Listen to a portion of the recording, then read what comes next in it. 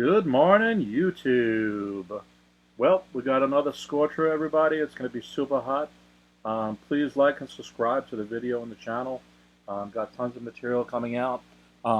If you're not doing so already, now was the time to start studying for the SHSAT, the Hunter College High School Test, the TACHS, which is the Catholic High Schools, the ISEE, the SSAT, and the PSAT.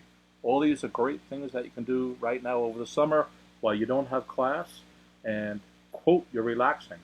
At least today you're sweating as well. Actually, let me see here. I may not have the mic going right. Give me 1 second. Oh, no, can you guys hear me now? All right. I didn't have the mic on, so I don't know if it was picking it up. All right, people.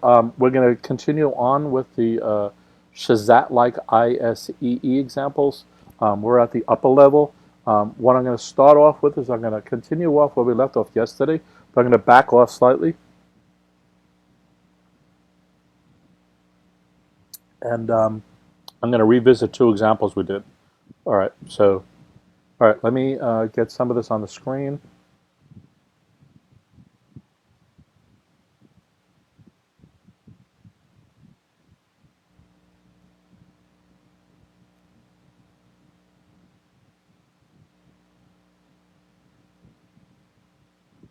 Let's see, that fell off.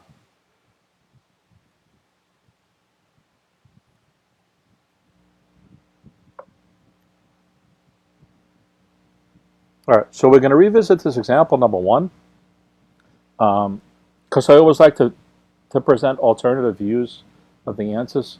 So if nothing else, you have more in your tool bag, but you also have a way to double check your answers.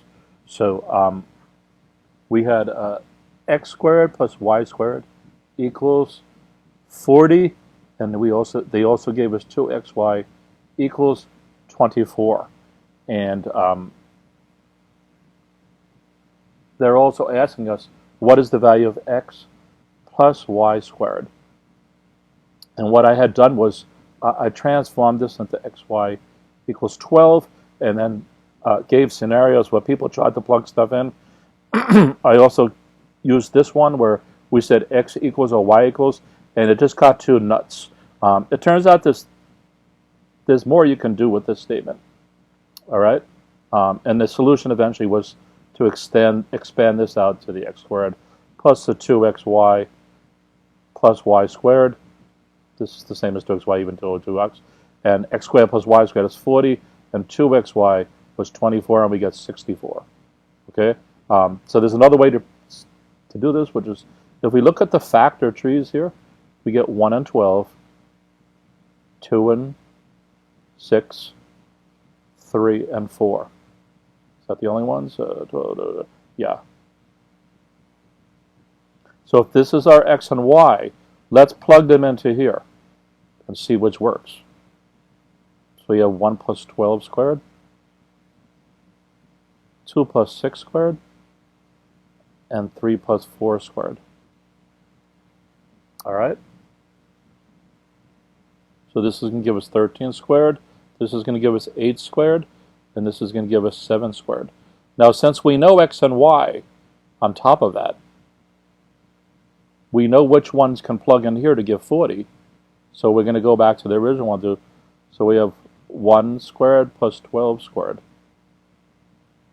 equals 40. We're going to see what scenarios work. 2 squared plus 6 squared equals 40. And 3 squared plus 4 squared equals 40. So this is 144 already, 12 squared. So that's no good. This gives us 4 plus 36 is 40. That seems to check out. And this gives us 9 plus 16. That's not 40. So it seems that this here is the one that works. So this is the one that's going to be the answer, because that's the x and y we showed worked here. Okay, and we know all 3 of these scenarios work with the 2xy equals 24, because that's the factor tree there. So we end up getting 8 squared, and we get 64 again as an alternative way. All right? So it's just another thought while you're, if you're stumped on a problem, look for other alternatives.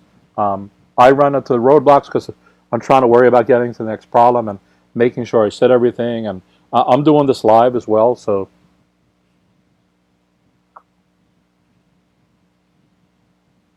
All right, so it's another alternative to viewing some of this stuff. That sometimes they give you examples. If you go back, as soon as the YouTube ended, it popped in my head like, why didn't I say this? And another question we're going to look over again is the same thing, where sometimes they're just giving randomly challenging problems, but sometimes they're giving a problem for a reason. So you have to kind of figure out, is there something here that they gave me that I can hinge off of? All right, so I want to go back to the last problem we did as well. This one here.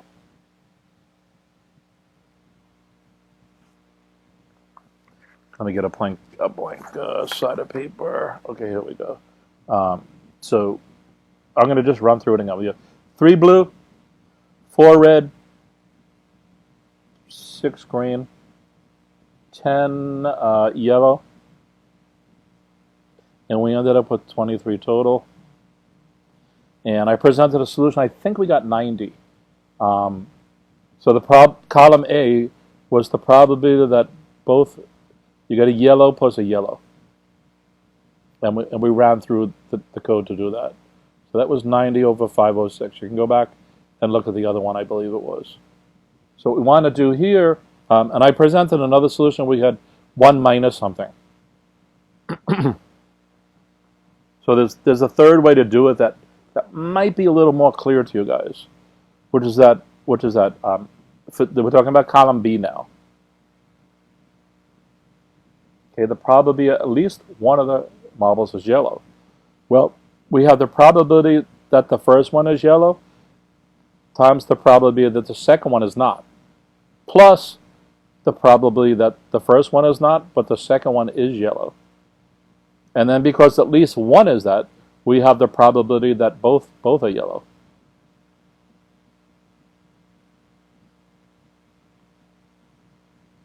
All right, so if we run through the probabilities, we get, we had 10 out of 23 times, and now there's only 22 left, it's the others. So we had mentioned they were 13. So that's 13. Plus another alternative now that none of them are. So now we have 13 out of 23 times, and now there's 22 again. Now we still have 10 to all the yellow ones. Plus, and now we get back, I think, to the original one we did yesterday. But the probability that the first one is yellow is out of 23.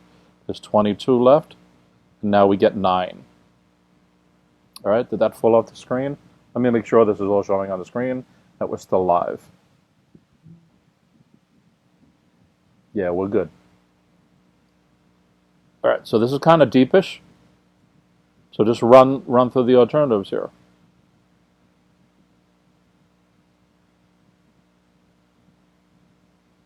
Okay, and there's another choice, which is the probability that neither one is yellow. This is the one we were dealing with yesterday. Basically, we have 1 minus this. This is the solution we did yesterday. All the choices minus the probability that the first one's not yellow and the second's not one yellow. When you rule this out, we're left with these choices. So we can spell them out. This is fast enough. That said, you're probably going to run past the minute and a half, a normal pacing on problems like this. And there's a lot of numbers no matter how you slice this. Okay? So if you run these numbers through and do the multiplications and additions, you should end up with the same answer, which I think this is 156 over 506, and then we do 506 minus 156, and we get 350.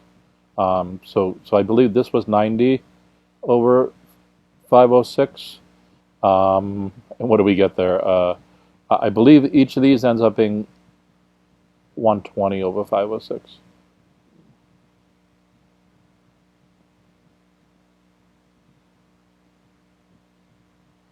Or it could be 125 or something. Do the math, and when you add them up, you're going to get the 350. over 506. Okay? Right, so that's just some alternative ideas on some of this. Okay, there turns out to be a much, much simpler solution to this too, which is if you go back to the problem, column A says the probability that both marbles are yellow. We have both there. And B says at least one. So we don't even need to do any math here. This becomes down to a logic problem. The probability that at least one is yellow has to be higher than that both of them are yellow. Right? We're not talking about the actual outcomes. We're talking about the probability of it. The probability that at least one is yellow has to be higher than the probability that absolutely two are going to be yellow, that kind of a thing.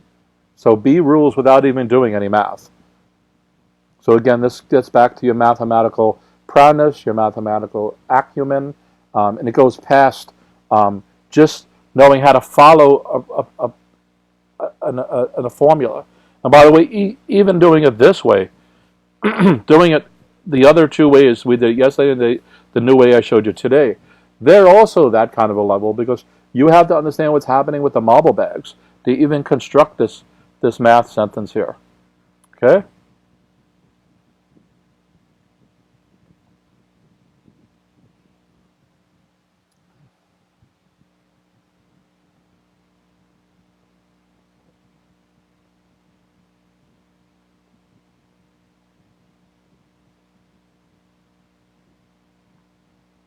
All right, so now we're going to go on to the next section.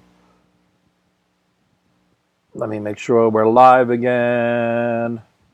Where is that?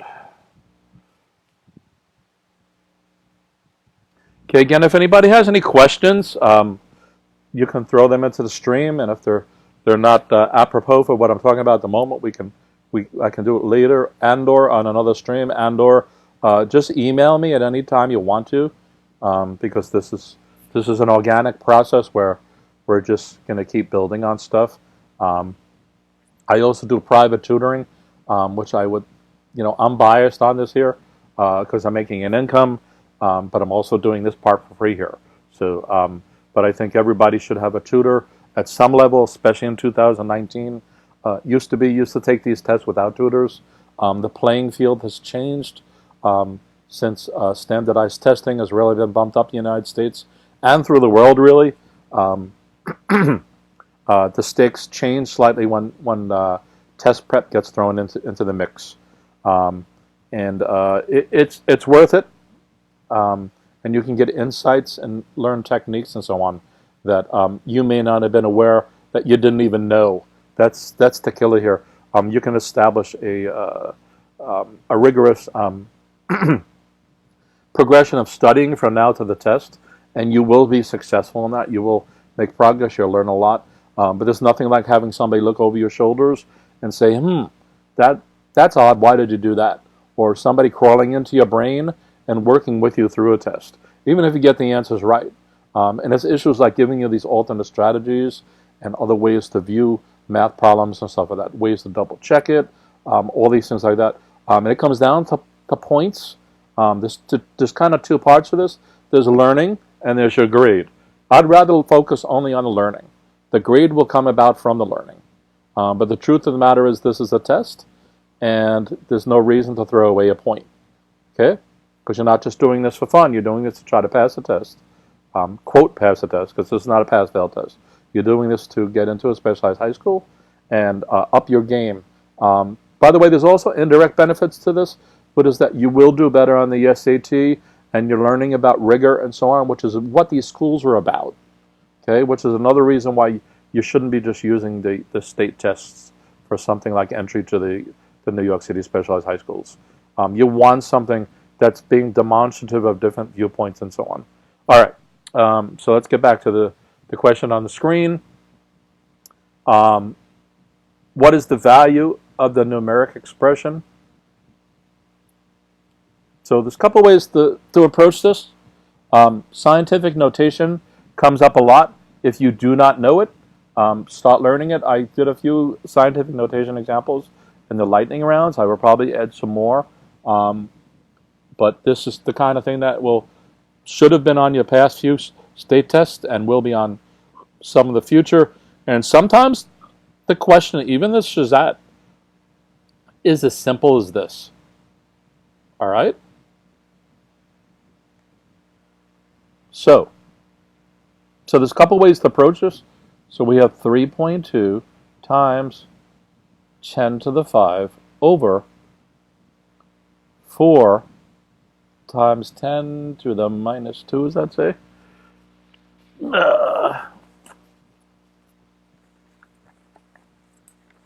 Give me 1 second.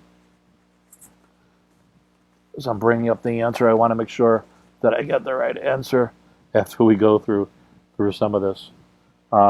So one way to do it is just split these off into 2. So we have 3.2 divided by 4. 4 goes into 3.2. We get 0.8.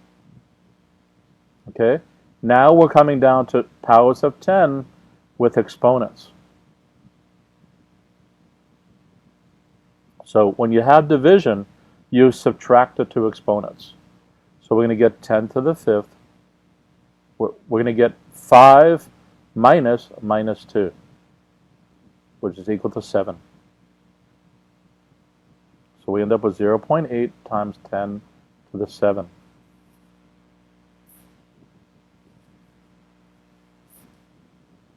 Okay, this is still not in standard scientific notation.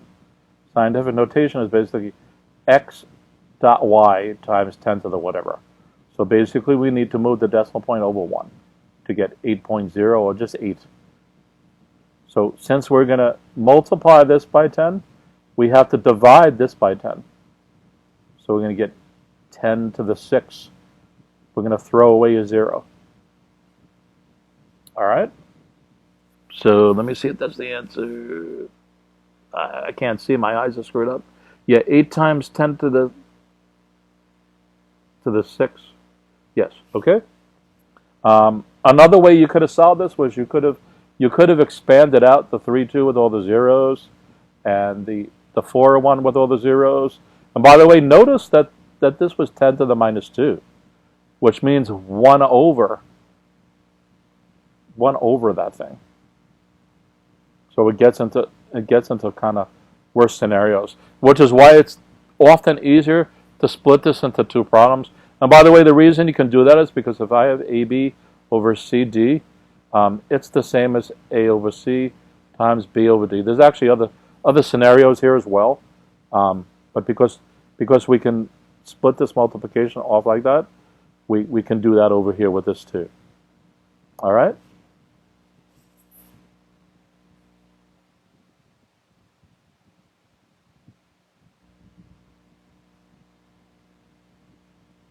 Okay, 2.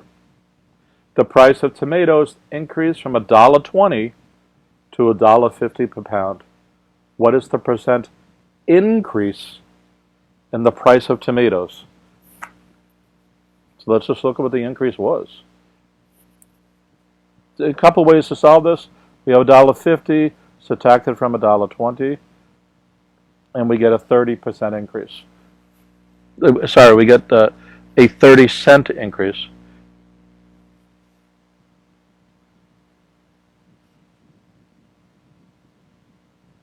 So if we just look at 30 cents over 120 cents, we get a quarter. And that's equal to 25%. This is the kind of problem you could have done this in your head. But you kind of don't. You want to avoid doing that on standardized tests, even when it's very simple. All right?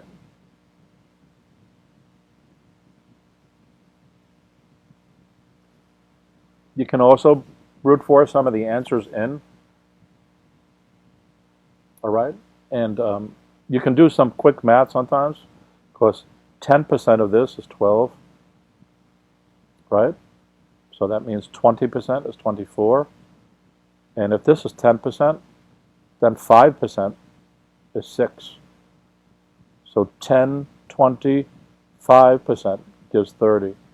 So you can double check it by doing this as well. And by the way, this is a way to do math in your head sometimes by using the 10% kind of tool aspect of your toolkit there. So you can figure out different numbers like that. All right. I'm not sure how they got A, B, C, D. They probably just did it every 5%. And somebody getting the 30 might think the 30 cents meant 30%. It would be the case if it was based off $1, for instance, but it's not. It's based off $1.20. All right, so this one wasn't really a hard question, but it's still being demonstrative that some kids might do something like 120 over 150, and that's probably where they got the 15%. I'm not sure, something like that.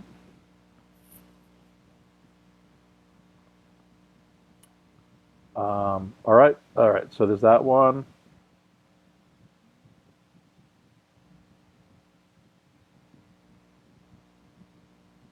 Okay, so we have an inequality. These are kind of really only grade 9 kind of questions. So we have 5 less than or equal to minus 2x plus 1 less than or equal to 9. So I'm going to double check this. 5 less than or equal to minus 2x plus 1 less than or equal to 9. So the first thing kids get wrong, including myself, is copying the inequality wrong. Copying is your first level of silly errors. So if you copy this wrong, you may end up with the right answer, but chances of ending up with the right answer are not very good. Okay? So if anybody has any thoughts on how to do that, please offer them. So what I like to do is break this up into 2 problems. 5 is less than or equal to minus 2x plus 1, and also minus 2x plus 1 is less than or equal to 9. Okay? What I'll do is just solve them separately, and then at the end, if necessary, I might combine it back. You can do this all together. I just like to break it up, especially for purposes of exposition, like showing you guys. It's worth doing this. So we're going to subtract 1 from both sides. So we get 4 less than or equal to minus 2x. Okay, we're going to divide both sides by minus 2. So we get minus 2 less than or equal to x. But because we divided by a negative, we flip the sign. Okay? You have to remember that rule. Because we're dividing by a negative, and the only thing left is an x, right? Only in this scenario. Then we flip the sign. Okay, so we're going to do the same thing here. We're going to subtract 1 from both sides. Get minus 2x less than or equal to 8. Same thing, minus 2 on both sides. So we're going to get x less than or equal to minus 4. And then we're going to flip the sign again. All right? So which of these matches that? So we have x is less than minus 2, and x is greater than minus 4. Let me try to combine the two of those. Let's see, x is less than or equal to minus 2. I think that's that. And x is greater than or equal to minus 4. Minus 4 is less than minus 2, remember. Yeah, I think I got the signs right there, did I? X is less than minus 2, and minus 4 is less than or equal to x. Remember, those less than or equal to here. All right, so which of those matches that? Looks like B. Minus 4 less than. So remember to flip the signs if there's a division by a negative at the very end when there's only the symbol left. Yeah, B. Very good, Leo.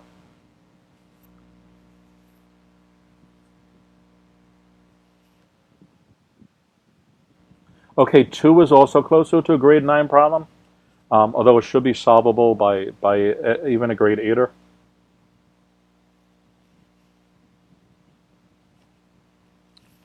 And I'll be honest with you, when I looked this over, I was a little bit confused at first because it's been so long that I've done a problem like this. Because I wanted to make it an arithmetic expression, but it's actually not one. Because it's not saying a of 0 equals something.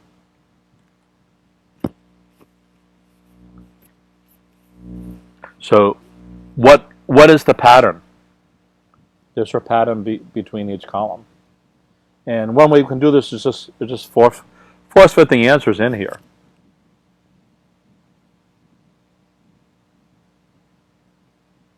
Because the pattern's kind of weirdish. So what is the n they keep talking about here? In other words, if we columnize this,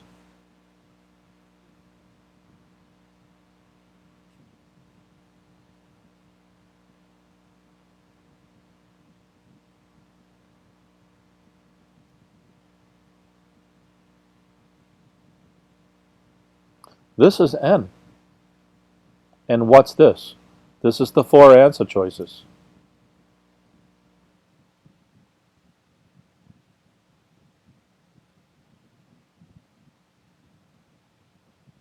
Okay, so which of these can we throw through? Remember, this is considered a function. We're going to throw n into the function and come out what's the numbers in the second column. So which of those seems to fit that? Well, if n is 1, 1 minus 3 gives us minus 2, so that doesn't work. If n is 1 for B, we get 6, so that doesn't work. If n is 1 for C, we get 5 minus 2 is 3. We're looking for minus 3, though. And if n is 1 for D, we get 5 minus 8 is minus 3. So we finally found one that worked, assuming we did it right. So let's just run through the next one. So if n is 2, we get 10 minus 8 is 2. If n is 3, we get 15 minus 8 is 7. If n is 4, we get 20 minus 8 is 12. And if n is 5, we get 25 minus 8, which is 17. So D checks out. Oh yeah. Booyah, right?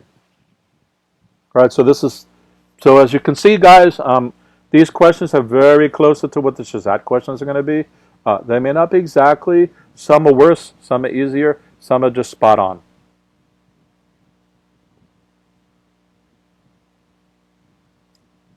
It was kind of tedious maybe to get to this point. And I'm going to keep redoing this with stuff where we're going to just make sure we get concepts and fundamentals and then work our way up to here.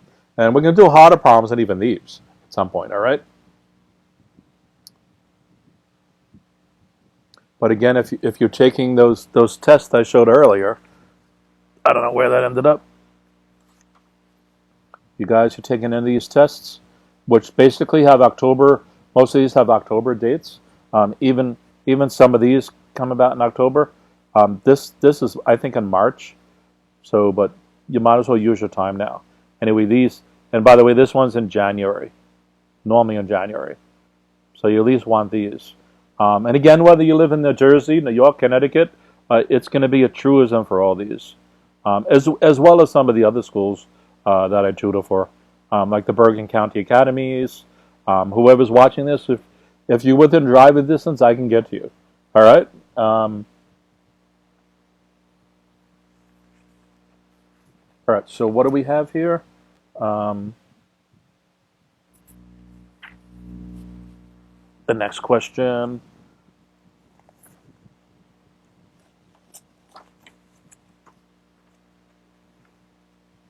Let me see if it'll fit. I'm running out of scrap paper, so that's why I'm being chintzy on this. Triangle RST is similar to triangle XYZ. So I'm labeling the points in the same order they're giving them. Because it's similar, I could twist the shape, but as long as I put them around in this order the right way, we're cool. But since they're saying they're similar, I don't want to do twisty stuff in my brain. So I'm making these similar. Basically, it means this angle is the same as this angle. This double one here is the same as this double one. And this triple one here is the same as this triple one here. It also means the ratio of their sides are going to be in sync. So if this is 1 and this is 2 and this is 3, since this was doubled, I know this is 6. And you can apply formulas to it as well. It's not always a straight up thing. All right? So it says the length of RS, where's RS, is 3. And the length of XY is 2. If the length of ST is 9, what is the length of YZ? This here, X. I'm going to make that X.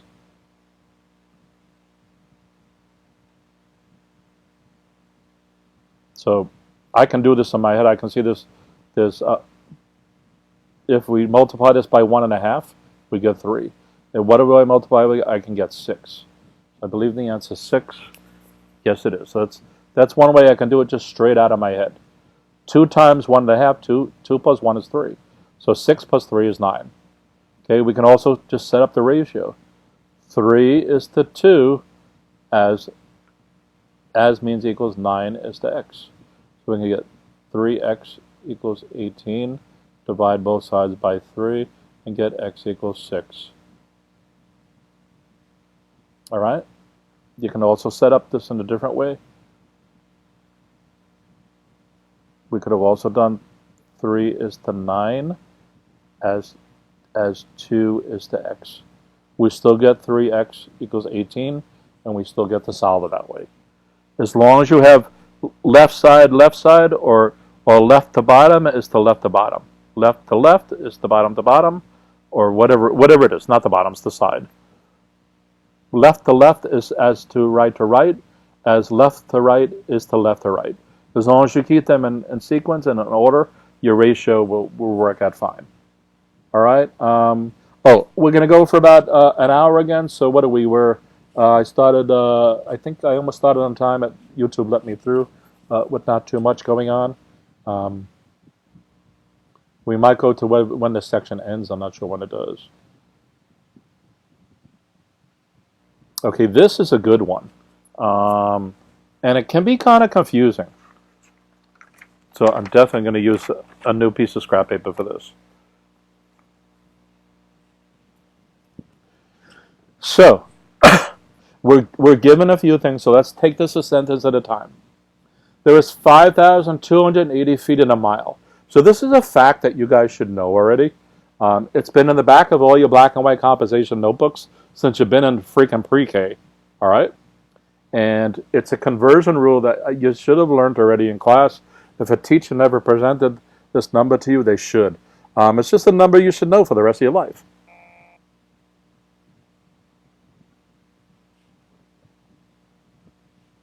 Okay. Sorry, I'm trying to pause the drink here.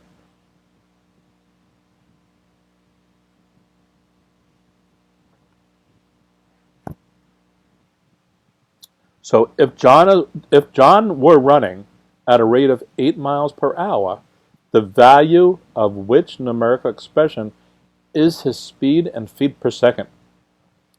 So for some people, this leaps out at them, and some people can actually do this in their head. But let's try to. So we have 8 miles per hour, and we're trying to get this into some value. We don't know what it is. The speed in feet per second, right? So per is the same as divided. So this means 8 miles per hour. Well, we would normally write this as an 8 miles per hour, per each hour. So we need to get this into feet per second. Feet per second, right? So what we're going to do is just start using what we know to get the number like that. So what we want to end up doing is canceling out numbers and these. Normally we don't cancel out units. we're going to multiply this by 1 mile over 5,280 feet. So this mile and this mile are going to cancel out. So now we have feet per hour. Okay, and it doesn't matter what order you do some of these into here. So now we need to get it in. We got feet now. Now we need to get it into seconds. So we're going to times that by 1 hour is 60 minutes. So we got rid of this and this. So now we have feet per minutes. So now we need to do it another level where 1 minute is 60 seconds. So we cancel out that and we're left with 8 times 520 feet. All units are gone over seconds. So that's what we had, feet per seconds. So we should end up with 8 times 5280 over 60 times 60. They're not asking us to actually evaluate this here. So that looks like the answer is A. All right? And that's all you're doing here. We could have gotten 8 miles over 1 hour. We could have done the minute part first.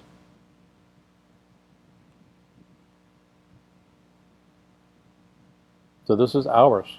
So 1 hour over 60 minutes. This cancels. We're left with minutes. We need to get it in seconds. So 1 minute is 60 seconds. That cancels. So we're left with miles still. And you normally want the unit you're canceling on the other side. So we do that. We get miles canceling. And we're left with feet per second. So we still get 8 times 5280 over 60 times 60.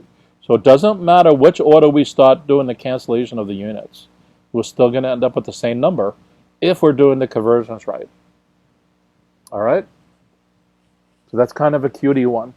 This would have been very, very harder if they actually did the calculations and the divisions, because then you really have nothing to go by. All right? So just notice that per means division, and we're targeting a certain unit. We went from feet, we went from miles per hour, and we need to get to feet per second. All right? So it's always going to be flip-flopping like this. So if you want to convert miles, you put the mile over there and what its conversion rate is. So sometimes we have the ones on the numerators, and sometimes we have the ones at the bottom, because that's how it was originally set up. All right? This can easily be a SHSAT question, easily, including with a twist. Grade 8, by the way. Okay.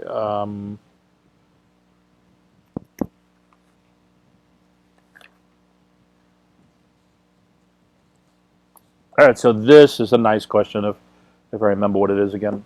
Let me bring this table closer to me. I'm dying here. It's so hot. It's so hot. All right, so I'm going to use my normal approach. I like to look at the tables first. So it's talking about favorite sports for somebody. It says number of students in a sport.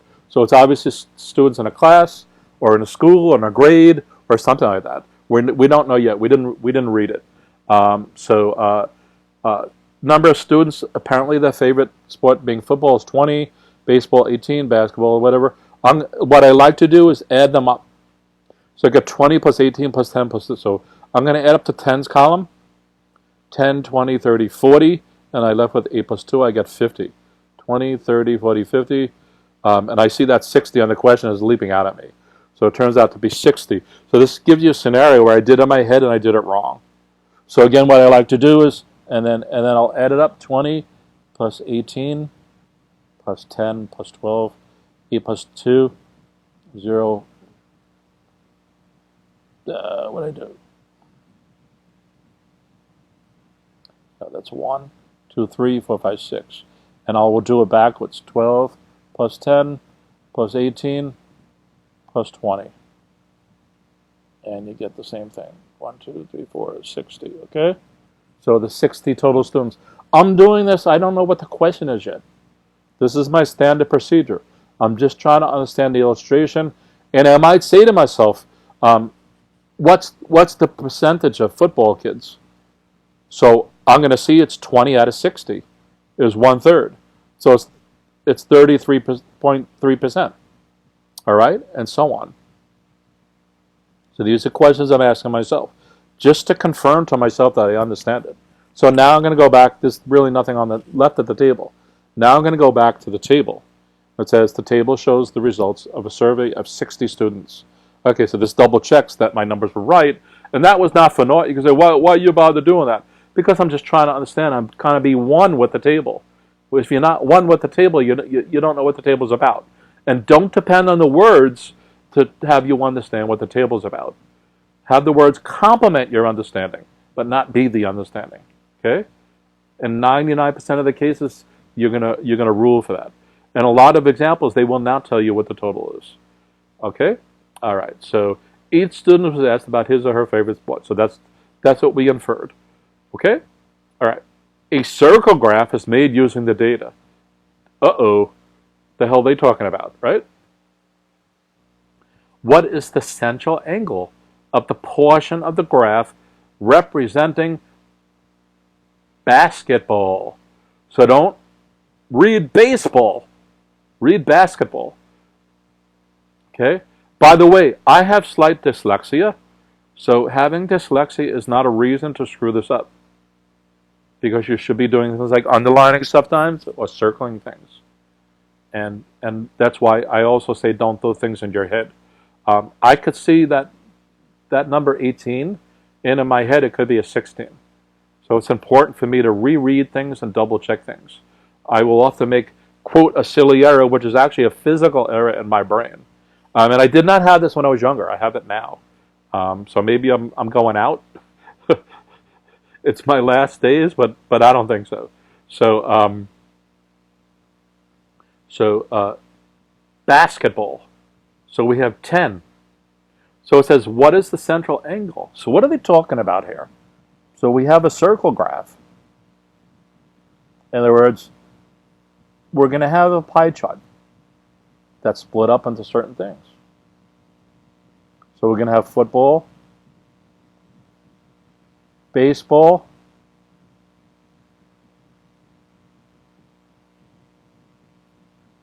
I'm going to put K-ball for basketball, and the other was other, right? We have 1, 2, 3, 4 kinds? Yeah, 4 kinds. So this is other. So football is 20%, baseball is 18%, basketball is 10%, and other is 12%. So I did not do this to scale, all right? Because these should all be closer to they are, and there should be larger when I made it the smallest one.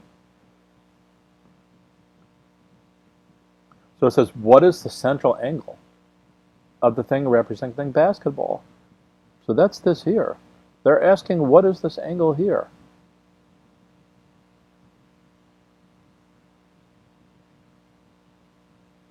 How the heck can we figure that out? And there's a mapping. So first of all, we know this whole thing is 360 degrees. And we know this is 10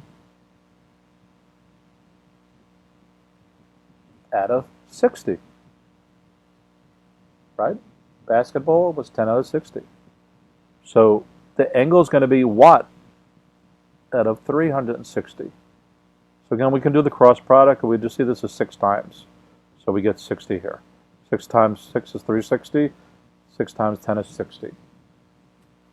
So that would give us C. Okay, so we went from, like, what the hell are they possibly talking about to figuring this out? Okay, this comes up on the SHSAT. In fact, it's a good question that I hope does come up, because the astute kids will get it and have the mathematical acumen to be figuring that out, where you can do that mapping.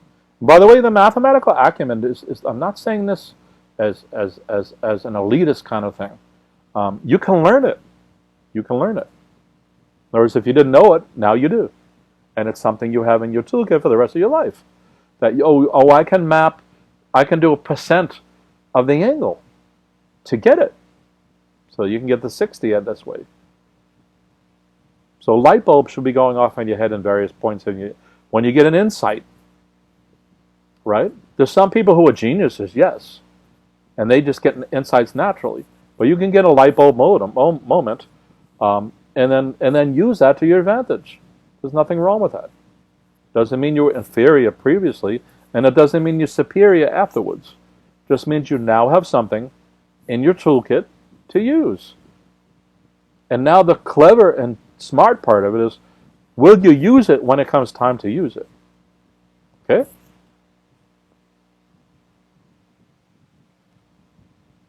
All right, let me just make sure the stream is still live.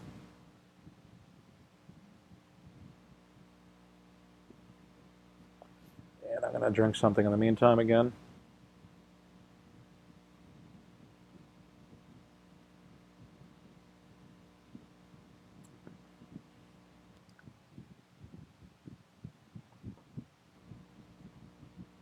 All right, yes, we're still live, and I noticed that I had the thing in there slightly. So let me just raise this slightly so you guys can actually see the table.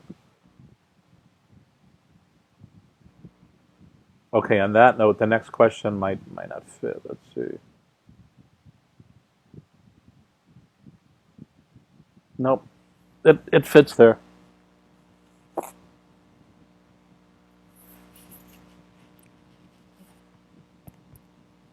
And by the way, remember this concept where we're solving a word problem, and there might be multiple parts to it that use different math.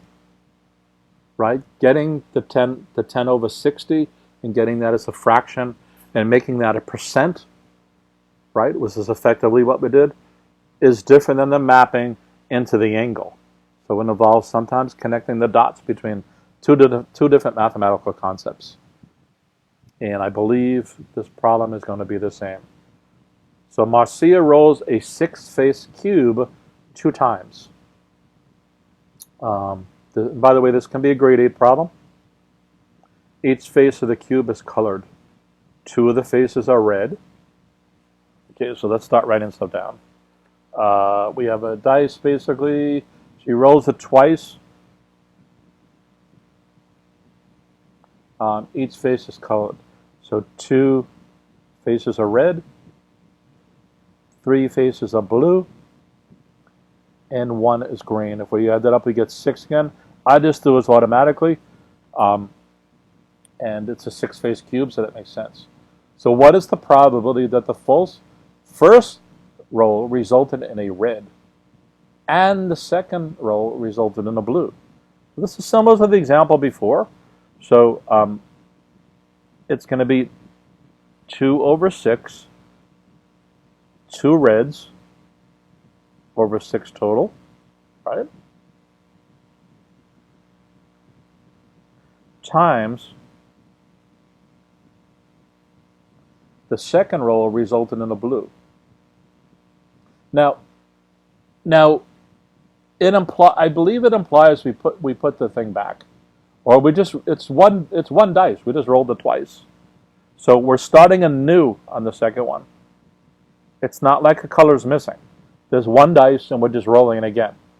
So we still going to do out of 6 again. So the first face is green. Wait, where are we?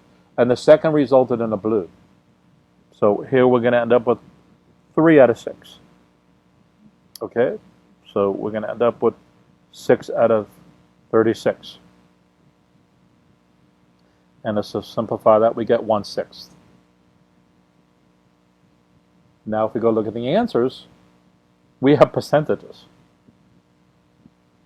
So anyway, let me just reread the problem, make sure I put this right. Marcia was about the first result that represented a red. And the second result resulted in a blue. Okay? And we can just map this. So 6 goes into 1.00. We got 0.1. We got 6. We get 4. 40. We got 6. 36. We end up with 4. So we get 1.6 bar like that. Because there's repeating sixes, we're going to round it up and get 17%. Right? This means tenths 100, so this means 1600, 16.6 hundredths. Or rounding up becomes 1700ths, 17%. All right. All right, we're coming close to the hour, so let's see how many more questions we have here.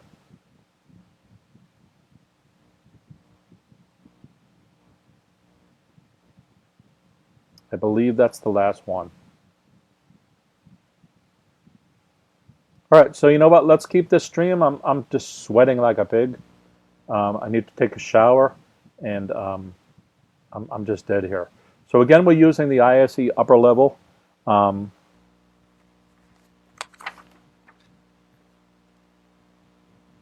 Please like. Please subscribe. Okay. I'm helping you guys. You guys help me back. Again, I do private tutoring. Please, if there's things that you want me to cover or you're just concerned about, let's talk about them. Let's figure this out. Okay.